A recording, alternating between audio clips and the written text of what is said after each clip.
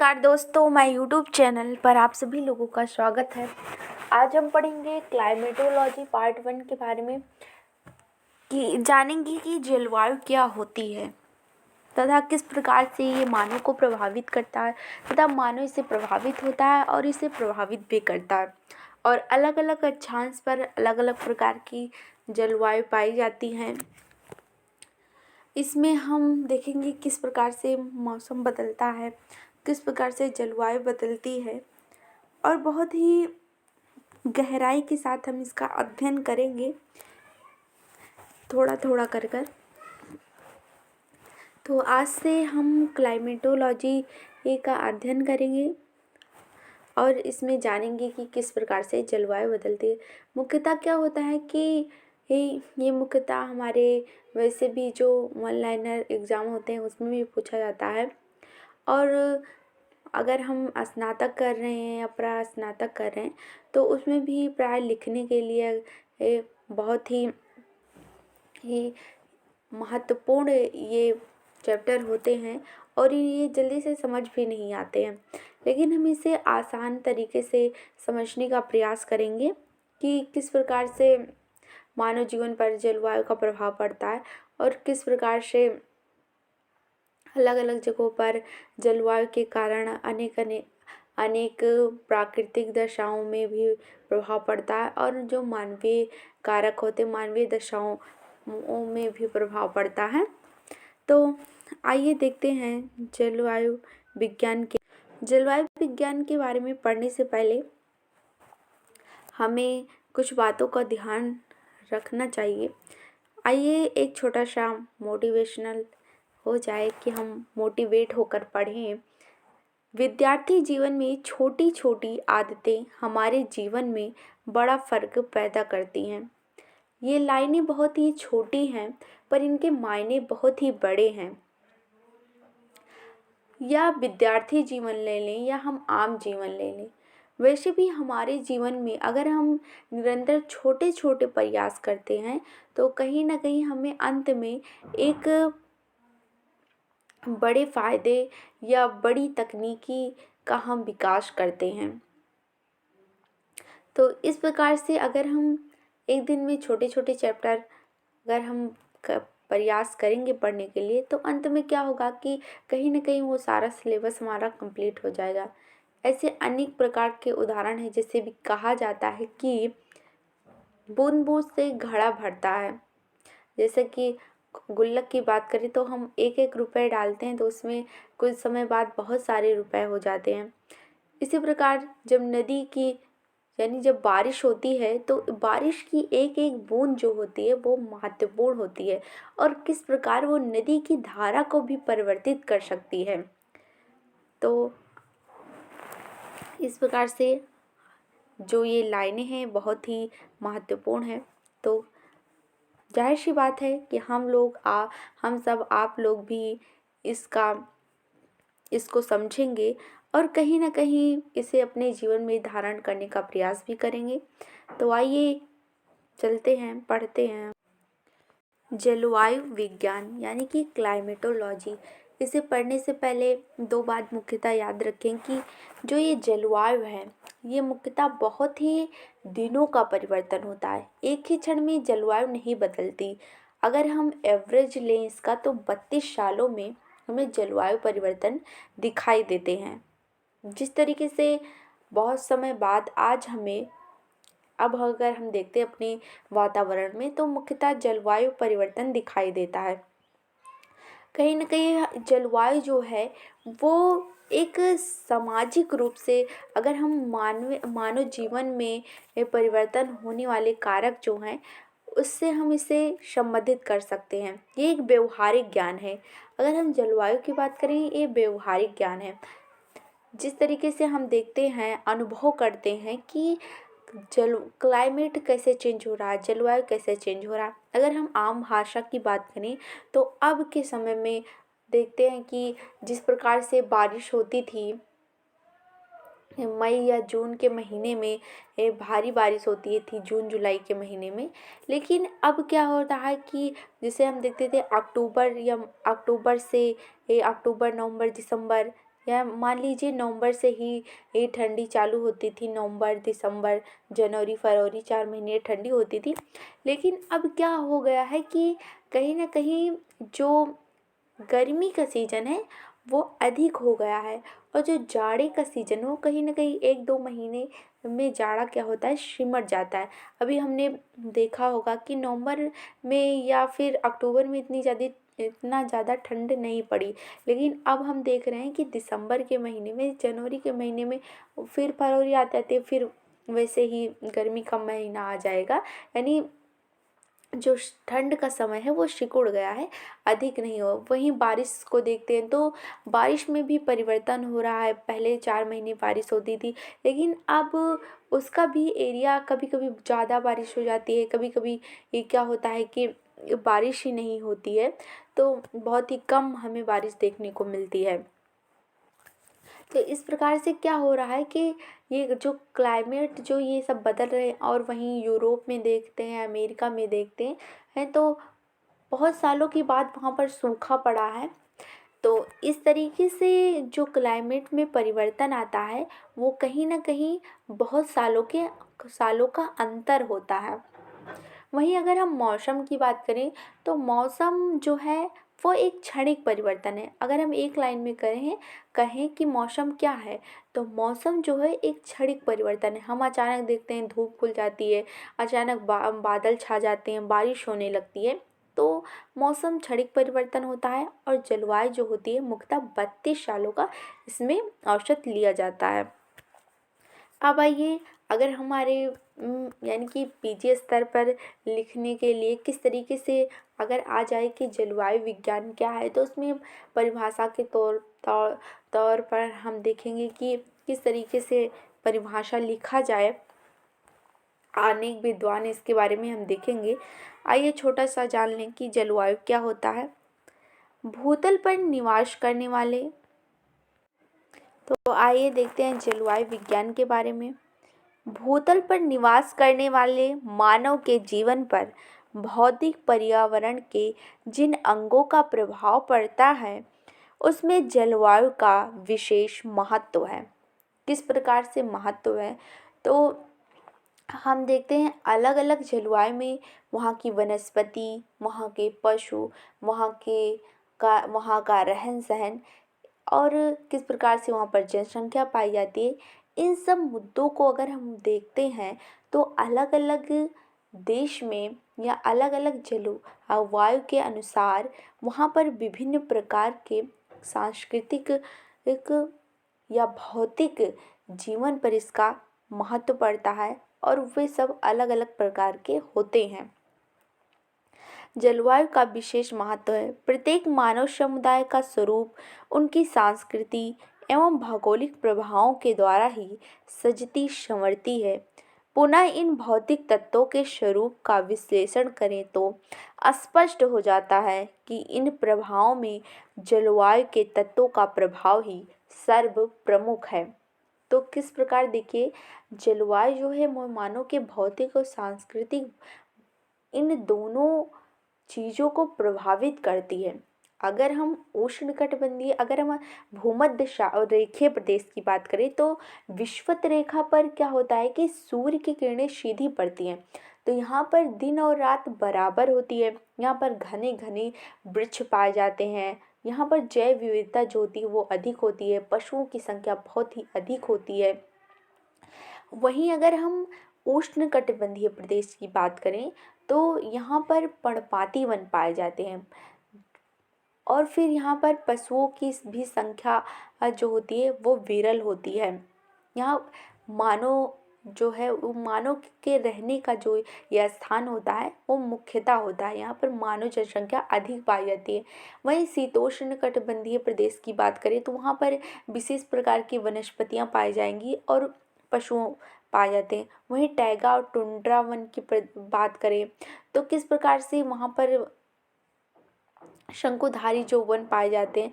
तो अलग अलग अक्षांशों के अनुसार अगर हम देखते हैं तो अलग अलग प्रदेशों में इसका जो प्रभाव है वो पड़ रहा है।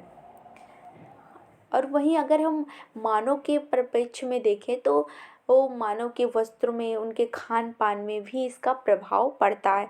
अगर ठंड के प्रदेश में रहेंगे तो वहाँ पर ऊनी वस्त्रों का वो किस तरीके से प्रयोग करते हैं। अब आइए देखते हैं मानवीय क्रियाओं का जलवायु पर क्या प्रभाव पड़ता है। यानी जलवायु तो मनुष्य को प्रभावित करती ही है, लेकिन मनुष्य भी क्या होता है कि जलवायु को प्रभावित करता है। कैसे करता है? तो जैसे आज हम देख रहे हैं वर्तमान समय में किस तरीके से औद्योगिकरण हो रहा है।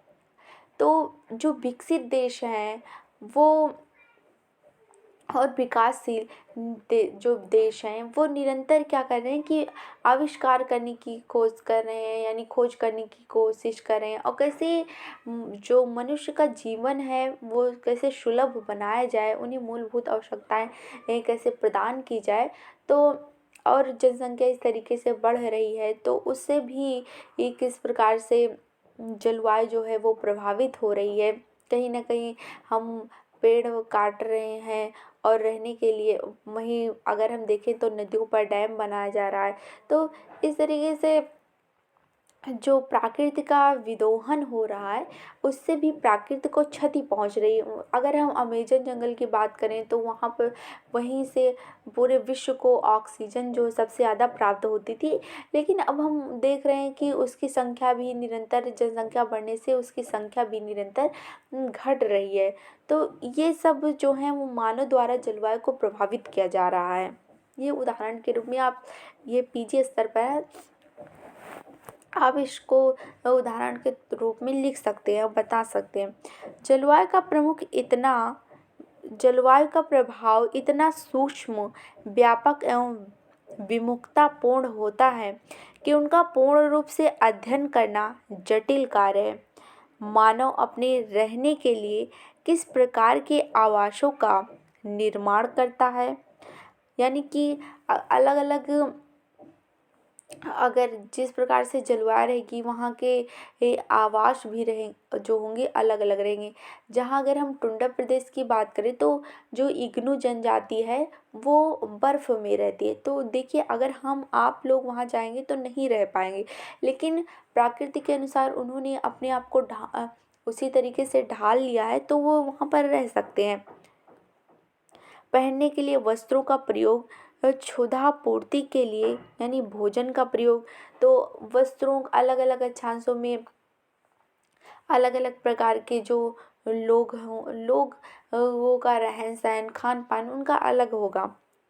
जीविकोपार्जन के लिए व्यवसायों का किस प्रकार से चुनाव करता है, किस प्रकार से पृथ्वी के एक भाग से दूसरे भाग में किन कारणों से मानव प्रवास करता है। प्रवास मतलब कि एक स्थान से दूसरे स्थान पर आवश्यकता की पूर्ति के लिए मानव कैसे जाता है। अगर उसके अनुसार अनुकूल दशाएं हुई रहने के लिए तो वहाँ पर अपनी बस्तियां बसा लेता है, वहाँ पर रहने लगता है। उस प्रकार से एक स्थान से दूसरे स्थान पर वो जाता है, व्यापार करता है, प्रवास करता है, जिस पर प्रत्यक्ष या परोक्ष रूप से जलवायु का पूर्ण नियंत्रण होता है। यानी कि जलवायु के अनुसार ही वह अपने आप को ढालता है। सभ्यता के क्रमिक विकास के विभिन्न सोपानों में जलवायु को सर्वशक्तिमान एवं सर्वाधिक महत्वपूर्ण कारक माना जाता है। अगर हम प्राचीन काल की बात करें तो किस तरीके से लोग पहले रहते थे, फिर उन्होंने अपने आप को जलवायु के अनुसार ढाला और अलग अलग जलवायु में अलग अलग प्रकार के हमें लोग देखने को मिलते हैं।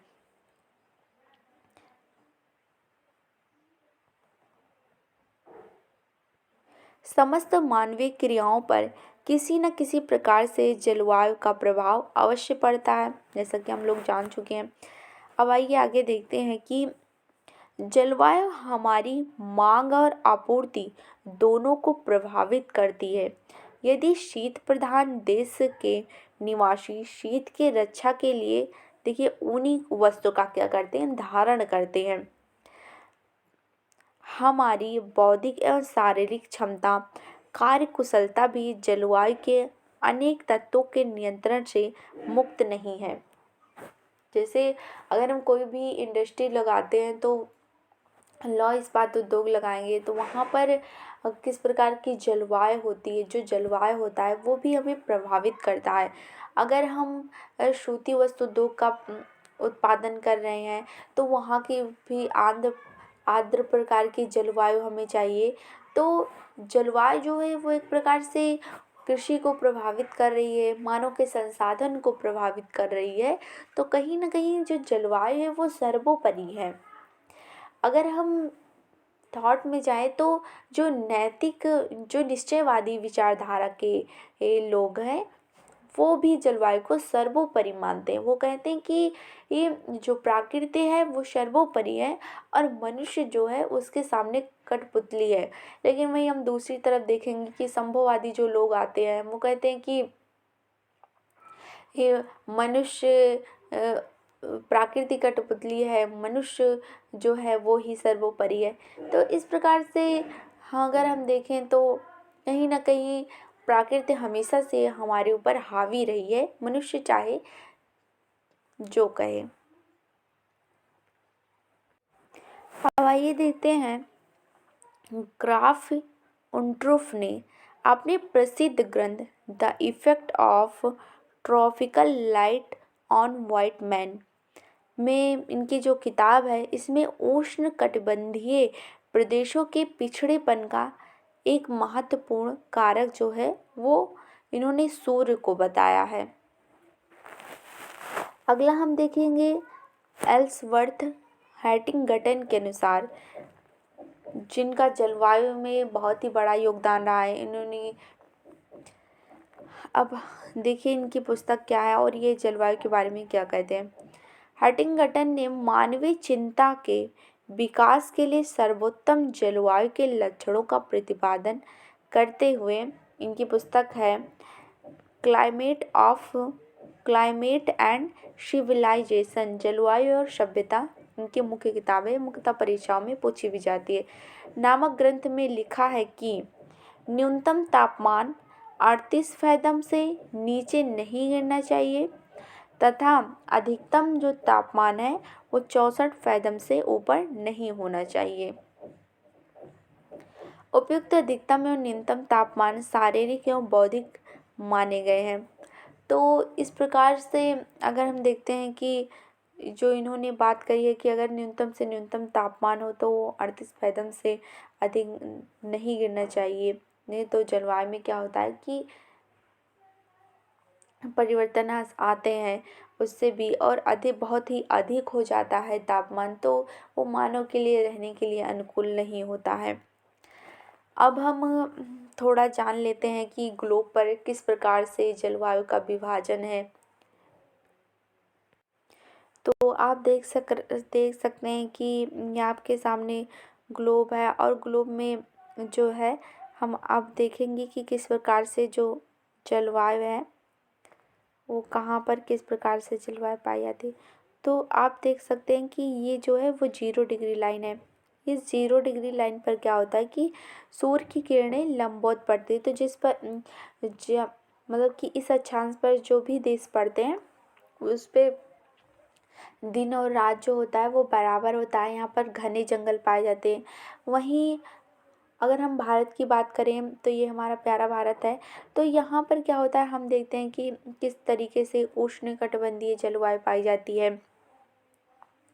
और वहीं और ऊपर जाते हैं यूरोप में देखते हैं तो यहाँ पर शीतोष्ण कटिबंधीय प्रदेश की जलवायु पाई जाती है। तो ऐसी अगर ऊपर की तरफ अगर हम जाते हैं तो किस तरीके से जलवायु में बदलाव आता है और ये मानव के रहन सहन में भी बदलाव आता है। लेकिन अगर हम देखें कि ग्लोब के अनुसार देखते हैं तो उत्तरी गोलार्ध में अधिक जनसंख्या पाई जाती है, वहीं दक्षिणी गोलार्ध में जनसंख्या कम है क्योंकि यहाँ पर जो है वो